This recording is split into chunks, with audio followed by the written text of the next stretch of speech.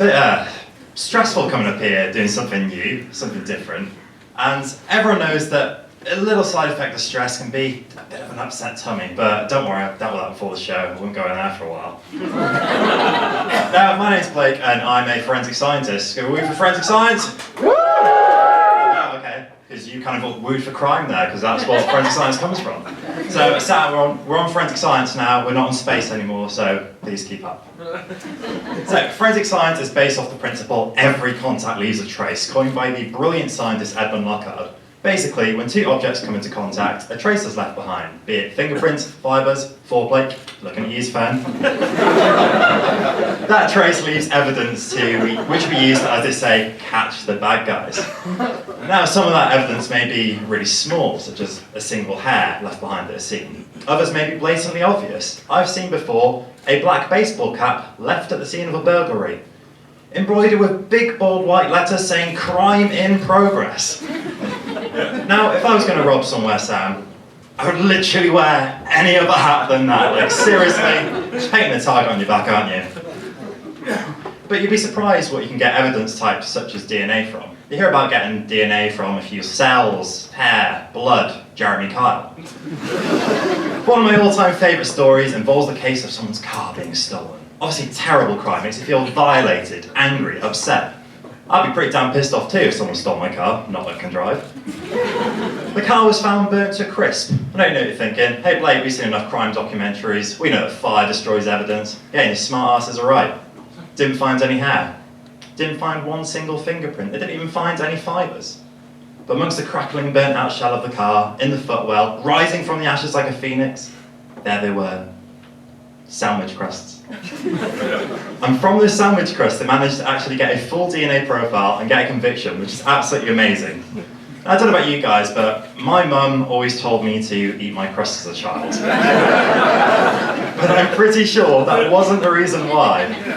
Either that or she's trying to train me to become a hardened criminal, which would make things really awkward at home, because I used to be convinced that my dad was in fact the great detective Sherlock Holmes. Because every time I used to shuffle into his office as a child, he always used to reply with, "What, son?" That's the bread and butter of the set. If you don't like that, you're not going to like what's coming next. So every time I tell someone I study forensic science, they always ask the same two questions. Number one, do you know how to get away with murder? Maybe. So I don't, sorry, as a polite shuffle back from Sam and everyone else on the front row there, as everyone else is starting to eye up the emergency exits. No, I don't know how to get away with murder, nor have I murdered someone. Do not ask me that after the show's fan, because I'm not going to tell you how. Saying because I do forensic science I know how to get away with murder is the equivalent of saying someone who predicts the weather can single-handedly stop global warming, or that Donald Trump wants to build a wall, he's good at Jenga. Like, there's transferable skills, but I wouldn't really quite go there. Now, number two, is your job like CSI?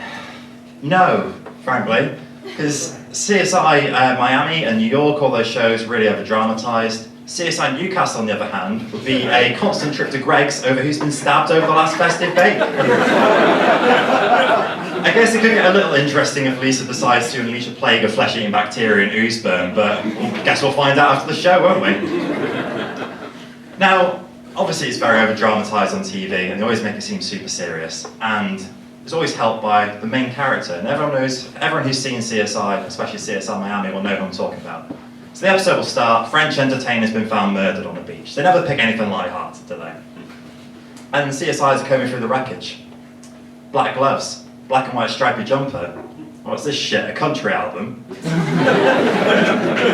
then there's a black beret embroidered with the words, "Mime in Progress." This is where the main character comes in. You've seen it, you know exactly who I mean. You're my victim, Sam, sorry. It's like, expecting the body. Multiple gunshot wounds. Knife in the chest. Severed head. I think he's dead.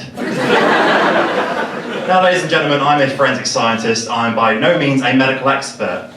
But if someone's missing their head, pretty sure that they're dead, do not try CPR. So you have to be running from one side of the stage, go 1, 2, 3, run into the other. By the time you've done that, they're dead anyway, and you've got your 10,000 steps a day in. So that works quite well, doesn't it? But there are actually a lot of abbreviations in science, and if you don't know what they mean, it can get you into a little bit of trouble. So I recently asked my girlfriend for a little bit of TLC. Yeah, then she left me when I gave her some chromatography paper.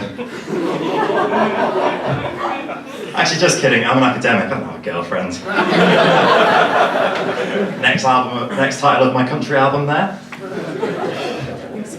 But you'd be surprised how far science has come over recent years. You can tell where someone's been based on their hair. You can tell what drugs someone's been on from their fingerprints. You can even tell that a massive object has smashed into Uranus and left it ruined forever. Thanks a lot, Jake.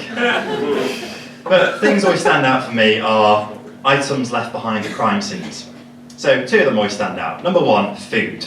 That's right, criminals can get a little bit peckish while on the job.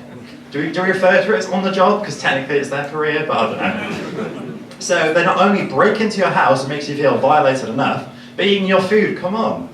Can you imagine when the police arrived at your house, what they steal? Phone, laptop, jewellery, just rocking back and forth.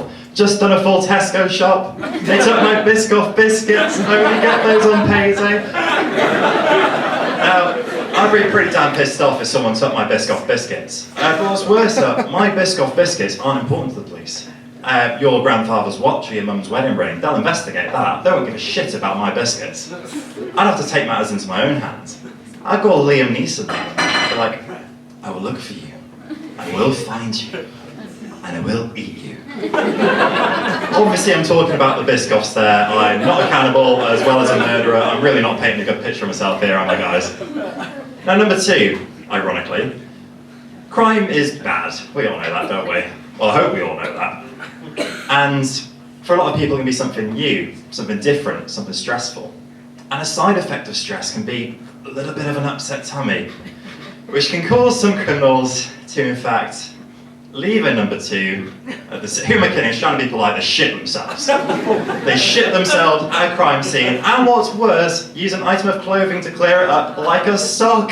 It's bloody disgusting, isn't it? I'm pretty sure that's not what Dobby had in mind when he wanted to be a free elf. When Guardian Leviosa, what the hell is that? Now, ladies and gentlemen, our good friend Edmund Lockhart told us every contact leaves a trace. And if food and mouth contact can leave DNA behind, then sock and bum contact definitely can. That's right, you can even get a full DNA profile from that, which is absolutely incredible.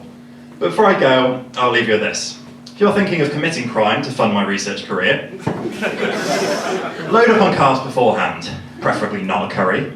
As your parents used to tell you before a long car ride, you should have gone to the toilet before you left the house. Thank you.